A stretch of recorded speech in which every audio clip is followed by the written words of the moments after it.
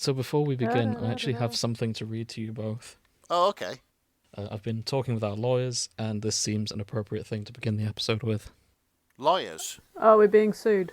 Hello, listeners of Fanfics and Chill. Earlier in this series, I made a statement. I claimed that I would be willing to commit acts of fellatio in exchange for a PS5. While we have fun here, that was a moment of unprofessionalism that does not represent the opinions of this show. I'd like to take this time to apologise for misleading our audience, and thank you for sticking with us through this hard time.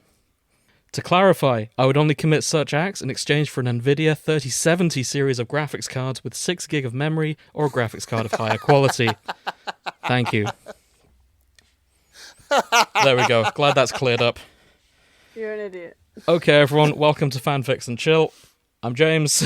Joining me is Grace and Nick. Hello. Do you know, I was really disappointed then. I thought you actually had to say that because one of our listeners actually went and bought you a PS5. Oh, that would have been great. But no one's bought me a PS5. It's just that I thought about it and I was like, I think I would rather have a graphics card for my PC. Yeah, somebody just turned up at your house. It's like, right, I've got a PS5 for you here. PS5, like, rose in their mouth. on your knees. Well, a new graphics card is around the same cost, so yeah, hit me up. I think you're quite cheap, but alright. It's still in the £500 to £700 range. That seems reasonable to me.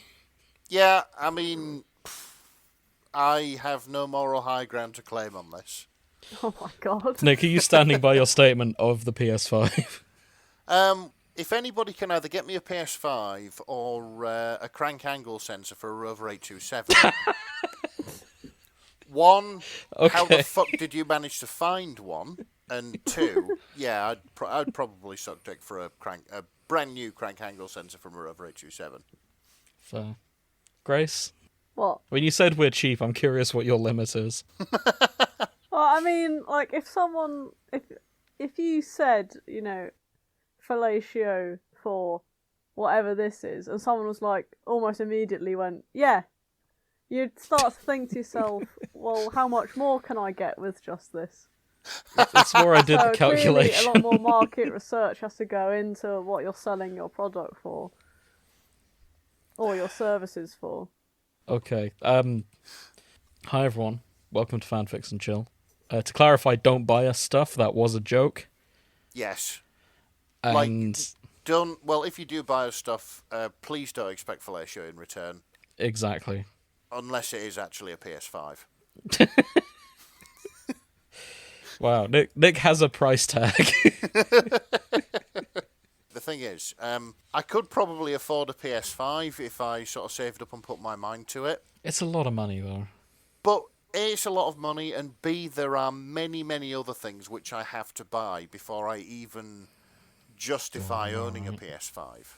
Mm-hmm. You know, like, I have to get the kitchen done, I have to keep both my cars on the road, I have to, I don't know, fucking fix my guttering and that sort of thing. So, like, before I can settle down and buy a PS5 is probably when the PS6 is going to come out. Don't get old, folks. It sucks. Yeah, never grow up. Don't buy a house, live at home with your parents forever. And, well, yeah. I wouldn't do that. That seems a bit much. There's a middle ground between being independent and being able to afford a PS5. Just stay at university. Yeah, forever. Just keep taking courses, keep taking student loans. You know. I mean, lecturers always seem very happy. Well, yeah, and thing is, like, student loans, you won't have to pay them back once you die. So if you can stay in university till death, then you're already up on the game, aren't you? Honestly, just don't come to us for advice. I think that's. I think that's the point of our show.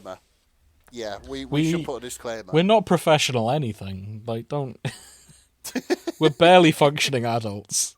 Like, don't. Actually, to be fair, if we are professional, some things, the things that we are professional in, absolutely do not qualify us to give life advice. It's very true. Yeah, I can tell you exactly how much a component of your car might be, but I absolutely cannot advise you on, living. Mm-hmm. Talking of poor life choices, who remembers what happened last time in Silently on the Brink of Orgasm?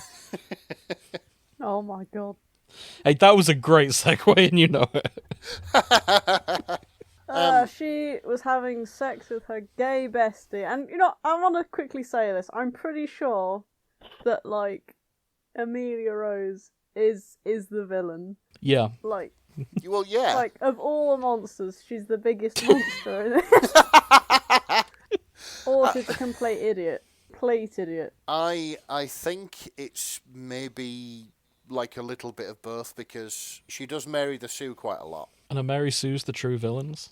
A person without flaw should always be suspect. Oh. Yeah, fair enough. Maybe we Fair do enough. good advice. Like, that's solid. Well done, Grace. Just because it hit hard doesn't mean it mean anything. It's solid life wisdom. To be fair, I have been told to be wary of people who don't have any vices.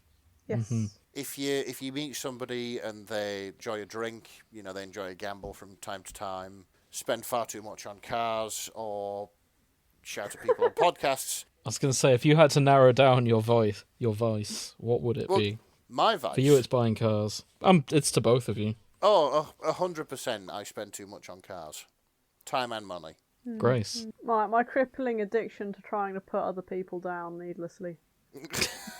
Oh, I don't think you got it. Yeah. No. That's definitely a No, vice. obviously not. Vices. Oh, I do like. I don't really spend money. You like a drink. I do like a drink, but Yeah, I like a drink. but I wasn't going to admit to that. Oh, sorry, did I just dox you on this podcast? No, it's alright. That's not what a I think dox everyone is. knows I like a drink because they can hear me slurring every episode. I thought that was just tiredness, to be fair. Sure. Mm-hmm. Yeah. I mean, alcohol makes you sleepy. If I had to narrow it down to one, it's a toughie. Probably food. Yeah, fair enough. Fair enough. But yeah, shall we carry on with Chapter 4, A Stony Betrayal? I think we should. Are we all happy with the roles we are in? Yes. Cool. Disclosure for people at home. I have a mild case of tonsillitis right now, so if my voice sounds off, that's why. I may not go all in on the Dalek impression. We'll see how it goes. Right, I'm going to suggest something now, right? Mm-hmm. If your voice has to go, then send it out in a blaze of glory. What, break Sure, it? why not? Sod that we have another show to record after this. Yeah, Sod that I it have work will- tomorrow. Yeah, It will be fine. cool. If my voice dies here, I dedicate this episode to it. Cool. Right, Nick, read us in. Chapter 4, A Stony Betrayal. I awake to the feeling of a painful hangover in my pancreas. I roll over and my eyes fill with a yellow as bright as a banana. Okay, Dalek and Lovingly is going to be really hard. Good morning. Ryan screams lovingly. Last night was extremely great. There it is. I've been waiting for that ever since last week. I know, right? It's been staring at me on the screen this entire time. This is why I don't leave tabs open. It's too tempting to read ahead. You know what? Fair. Memories cut through the dense fog of WKD, clouding my mind.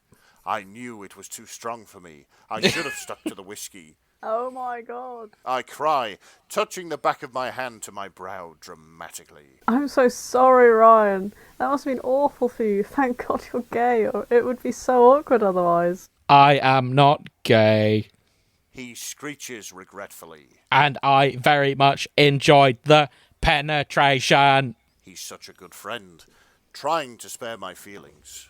But I can tell from the way his eye stalk despairingly robes over my naked form, resting desperately on my ballooning bosom and dark feminine curls, that he regrets the whole incident. I rub myself against him apologetically. His eye stalk rises. His plunger engulfs my breast, and begins to throb delightfully. The plunger's just honking a boob. Oh, God. Sorry. Who rubs themselves against someone else apologetically while being stark naked. And, like, he's got his plunger, like, in between her tits. Mhm. Amelia Rose does Like, what that's- she wants. Like, shut up, Nick. Fuck's sake. Oh, Ryan, I'm so glad you forgive me. You're so good at massages. I moan. Just then, I feel a stony gaze on my alabaster backside. Suddenly, behind me, he is there.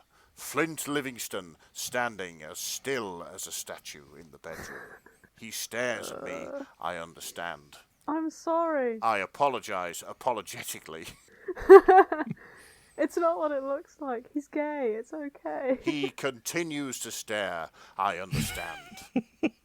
How could you say that? You know I'd never cheat on you. I pull myself away from Ryan and roll over to my other side, only to find myself face to face with the vacant, textured visage of a forgotten lover. All my memories of our encounters come flooding back. I lubricate. Right, Oh, hang on. drink. Lubricate Yeah. is the new Lubricate. moist, isn't Yep. it? Are we It's- going to have to drink? I think think we're going to have to drink. Lubricate counts as her moistening herself, so... Oh, for fuck's sake. She's not fucking doing, like, car maintenance, is she? It's going to be moist. No, I Nick, can't she's not remember. doing car maintenance. She could be doing not WKD, what the fuck am I saying? WD-40. WD-40 Oh, now there's a on the pitch. Dalek. Okay, hear me out. What? drinking that. WKD-40. I think that already exists. No, it fucking doesn't. Oh It my shouldn't. god. I mean, it's a type of drink. WKD-40. As in, it's an alco pop, but it tastes like WKD smells. That's what I'm pitching. Or it's a drink that you can also use as a penetrant. No, that's a bad idea. All in one, the only drink a lad needs. Yeah. Oh, fuck's sake. Anyway, it's your line, Grace. I've lost where I am. Hang on. It's yeah. just after I Oh my god. lubricate. Oh my god. I exclaim. Sorry, it's not what it looks like. He's gay. It's okay. I look back to Flint. I forget. Flint stares at me. I understand. I close my eyes. I reopen them. Flint is closer. He has a single finger outstretched. I imagine him caressing my face or entering my gooey love cavern. I lubricate. Drink. Drink. There we go. I close my eyes again, awaiting the pleasure. I hear a slurpy pop beside me. I open my eyes suddenly, my butterfly lashes fluttering delicately against my skin. Flint's hand rests where Ryan once was. Sorry, what just happened? I'm trying to read how you. I think he just. I think he's just sent weeping Ryan angeled back Ryan. in time. Oh, Yeah. yeah, that makes sense. Rip. Okay, someone explain to me how I'm supposed to be whispering this. Oh, I can do this line if you want. No. What? You can whimper in a manner as melancholy as a dog made out Oh, of a... right. I can't do that bit. Let's swim in a matter What is that? Cantaloupe? Cantaloupe. Cantaloupe? Just Cantaloupe. use. Is that a pipe organ? No, it's a melon. A pipe organ is a calliope. Calliope. Oh, yeah, okay. Grace I is imagine it tired, just sort of a everybody. whispering, no. No, this isn't just me being tired. This is me trying to do an impression of a dog fucking made out of sad fruit. Dog, a dog melon. A sad dog made of fruit. A sad dog made of fruit. No. I don't know. Perfect. Yeah, that'll do. I whisper in a manner as melancholy as a dog made out of a cantaloupe, throwing myself away from the now empty bed, only to find a rubbery torso and a pair of delightfully pliable arms. Roger. I whisper, comforted as I bury myself in his slimy form. With a slurpy pop, I feel him vanish from within my arms. A single heroic tear trickles down my cheek, smearing my perfect emo makeup. I find myself now alone in the bed. All of the moistness has left my muffin. It's about That time must she have ran out of disappeared with moist. Roger. Yep, no more drinking. He got rid of that as well. Like, enough from you. Stop lubricating. Pop.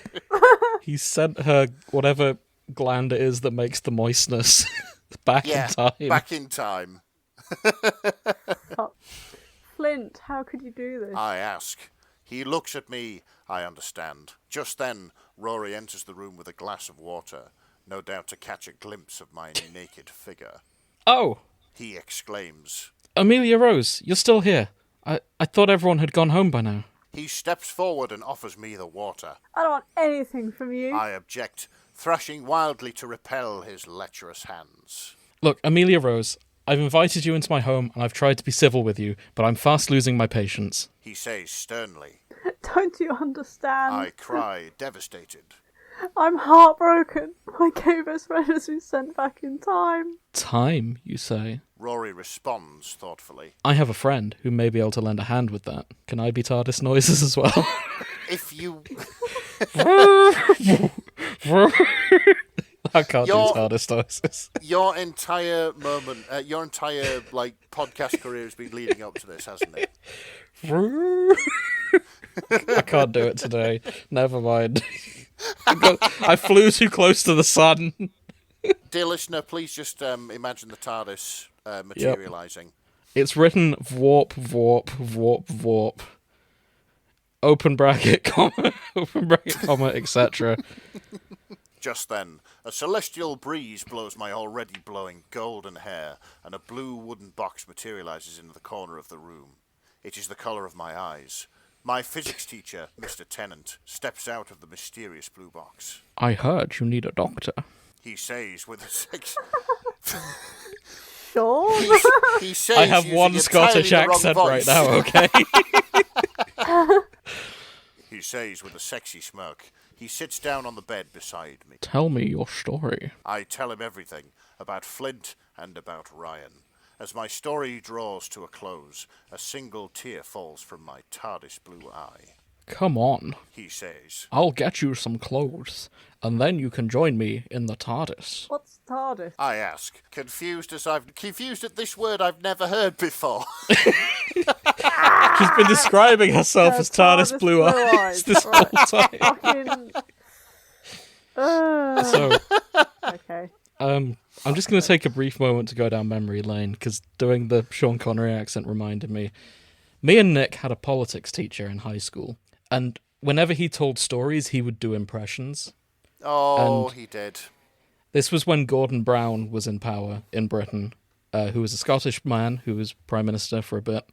And his Sean Connery impression was flawless. So every time he had a story involving UK politics, it would be like that Sean Connery is in Downing Street. It was great.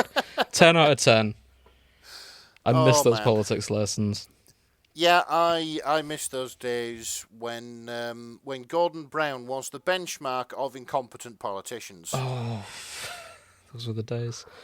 But anyway, my blue box... The time and relative dimension in space.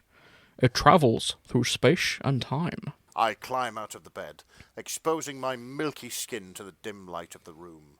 I can tell from the way he hides his eyes behind his hat there. I can tell but from the way he hides his eyes there. I'm really not doing well with this. I'm leaving those in.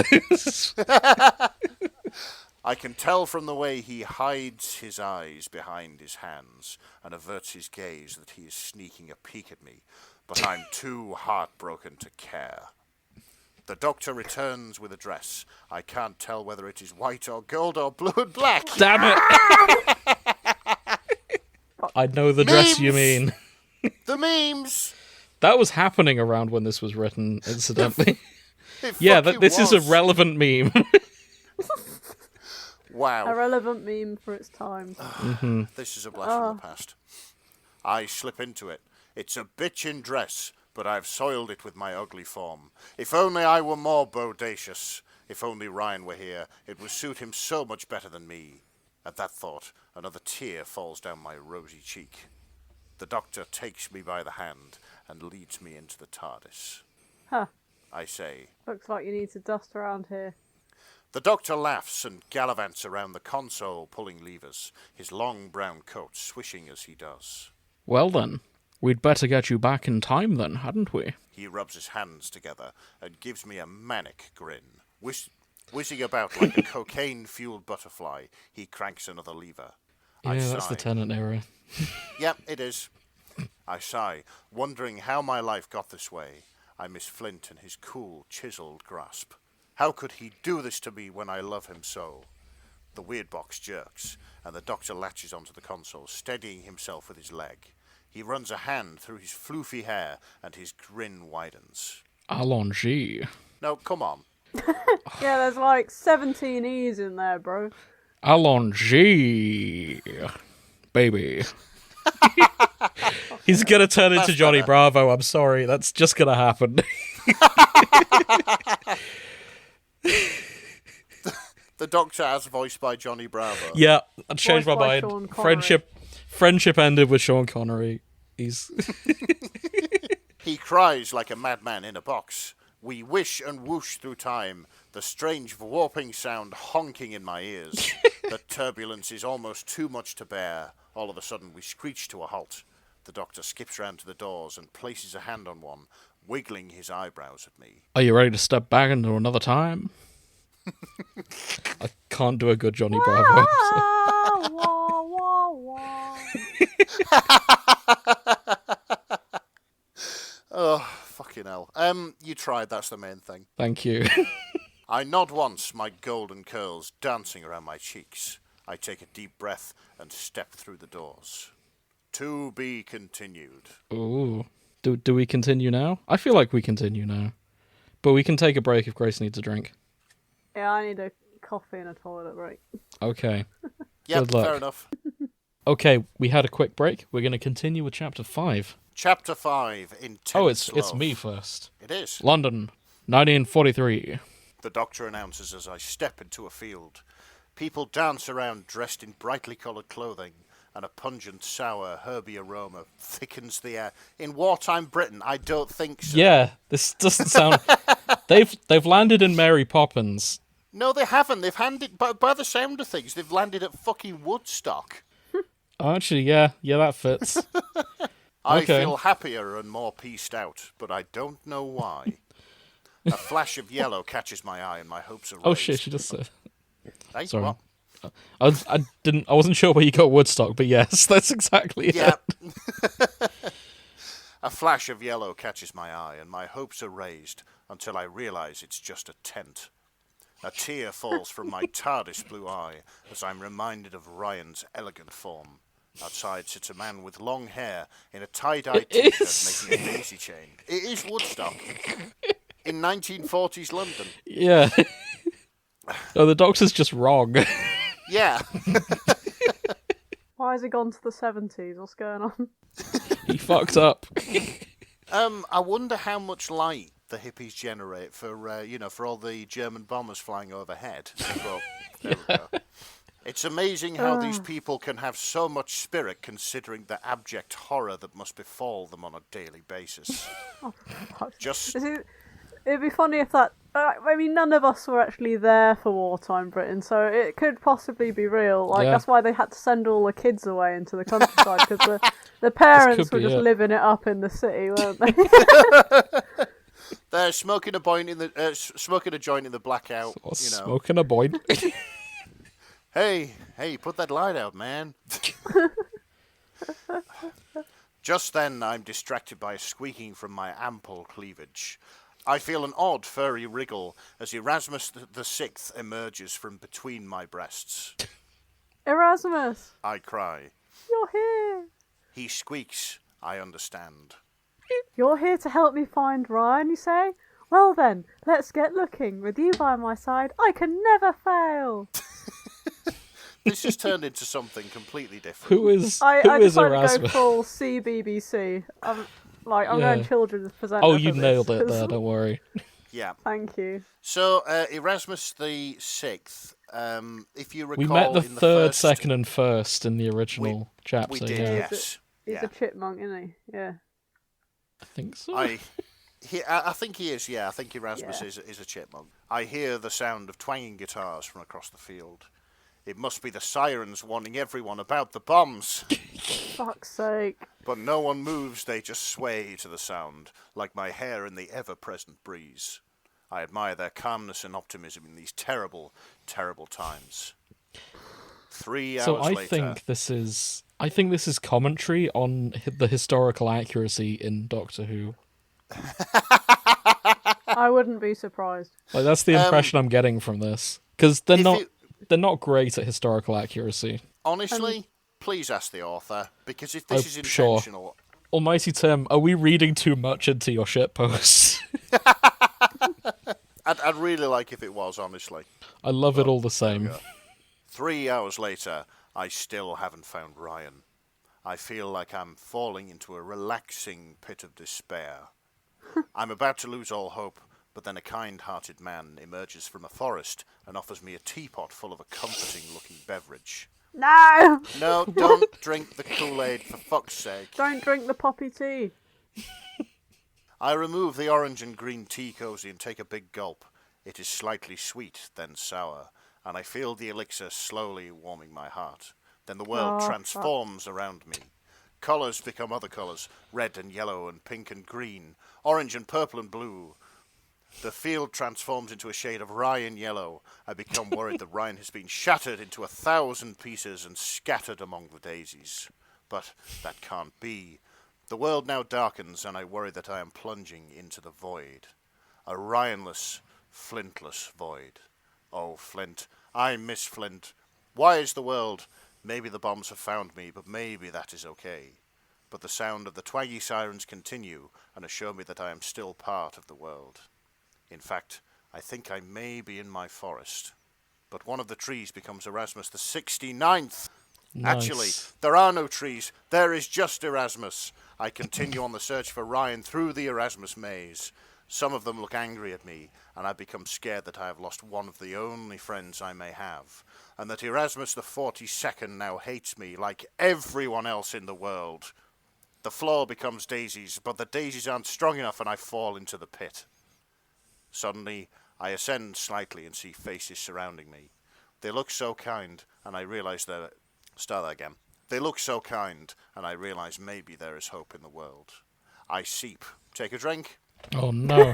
I think she might be crying, in all fairness. No, I've never heard crying described as seeping. Yeah, seeping. I mean, it's a bit of liquid escaping from somewhere. It could be either.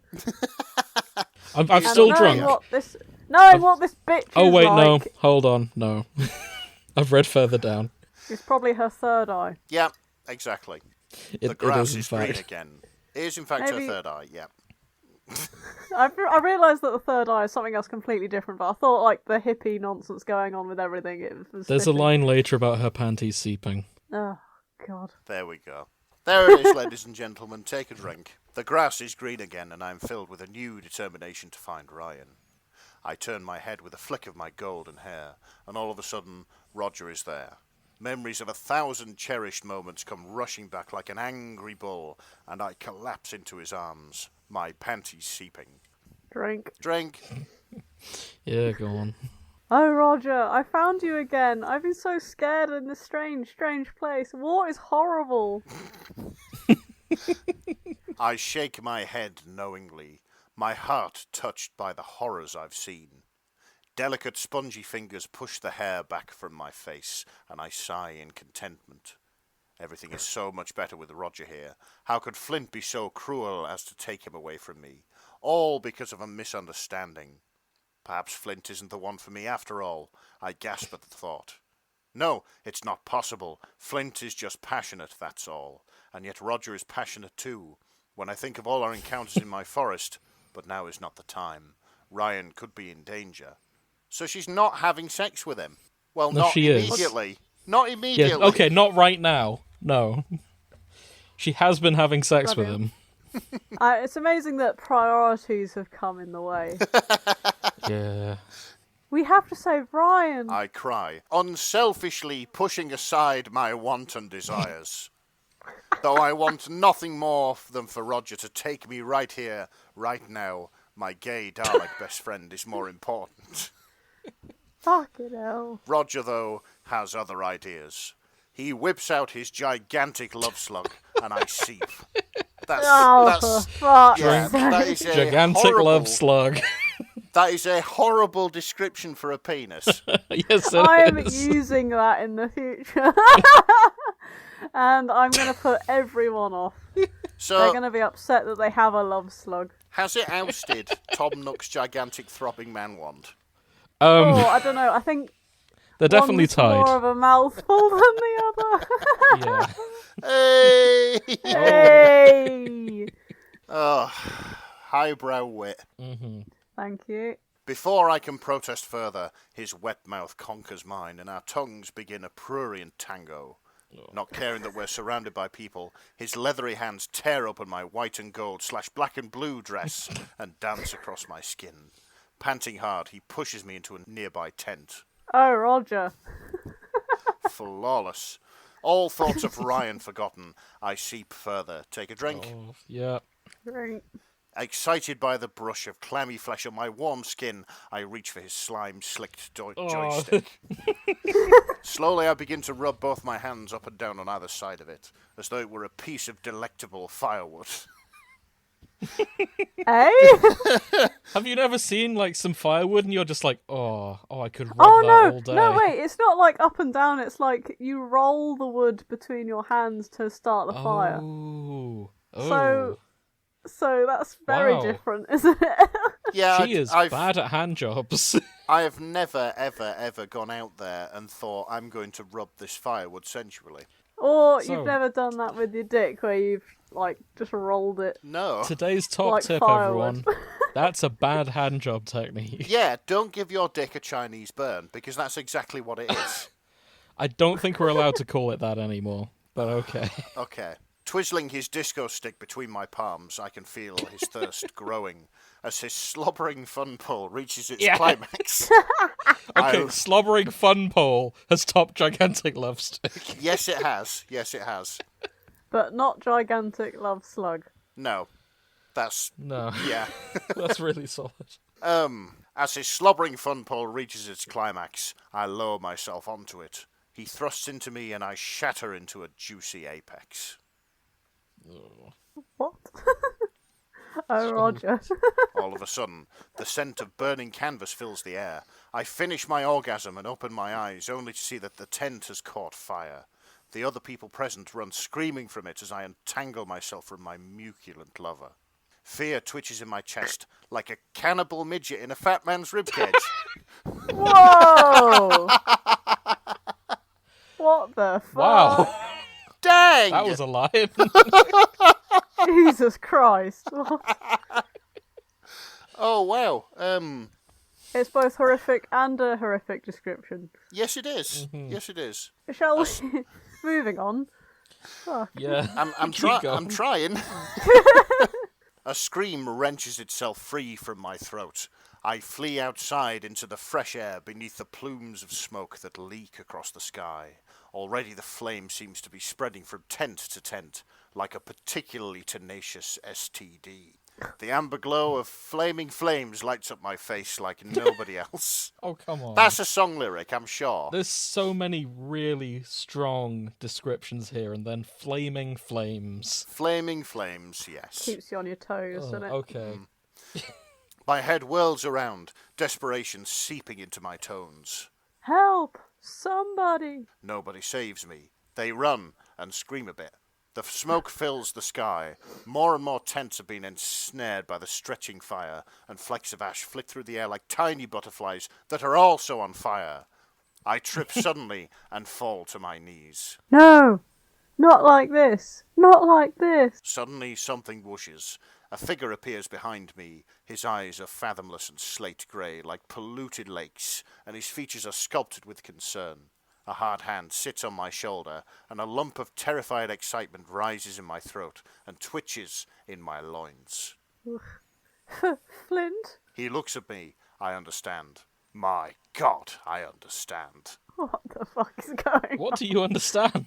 I don't know. Oh, do we tune in next time or do we carry on? Next time, I think. I think this is the next Okay. time, yeah.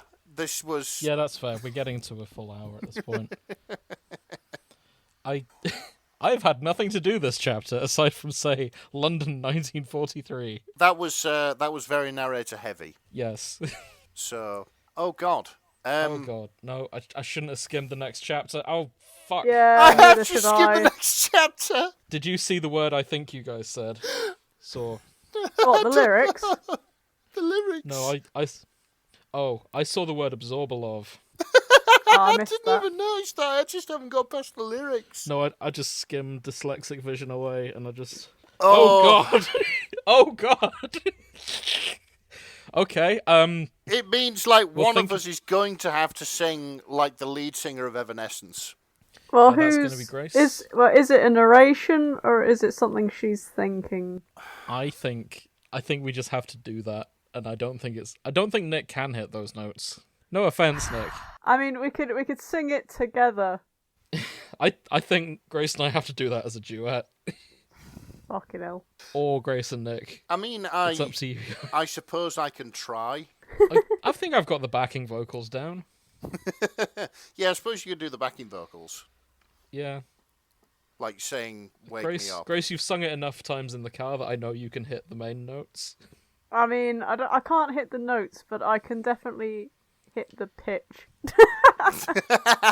Perfect. which is very different. So this is the thing. If we do it too accurately, we'll get sued. So Oh. Somehow, James, I don't think we will do it that accurately. exactly. So it's good that we're not doing it pitch perfect. Exactly. We're gonna do a legal distinct version. Right. Okay. Exactly. I would like to be the one that does it. Right. Okay. You want to Because- sing it? The worst case scenario is that it's going to be funny. The best case scenario is if we get a lawsuit, it proves I can sing. Okay. Nice. Yeah, I'll give you that. Well, I guess you all have that to look forward to next time. Thank you for listening if you've made it this far. I'm glad this was a me light episode because my throat hurts. So we timed this very well. It is, yeah, it's almost as if we planned it. We didn't. Yeah, we absolutely didn't. So yeah, thank you for listening. If you're enjoying the show, we've got a Patreon, we've got a Ko-fi, however it's pronounced.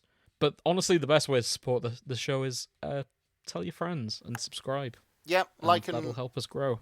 like and share and subscribe and all those things that irritating YouTubers tell you to do. Exactly. And, Which yeah. I guess is us now. Yeah, which I guess is us now, because aren't we on YouTube? We are on YouTube. Yeah, we are on YouTube. I've even got in the so- habit of posting our YouTube episodes as we go to Spotify. Yes. Because I've been quite bad for that so far. But now we make a change of that. But yeah, I hope you enjoyed it, and we'll see you in 2 weeks. And you can join us next week on our main show. I can't remember the schedule. But yes, thank you. See you soon. I won't see you soon. I don't know where you live. Don't worry. Listen to us soon. I'm on to you. Bye, everyone.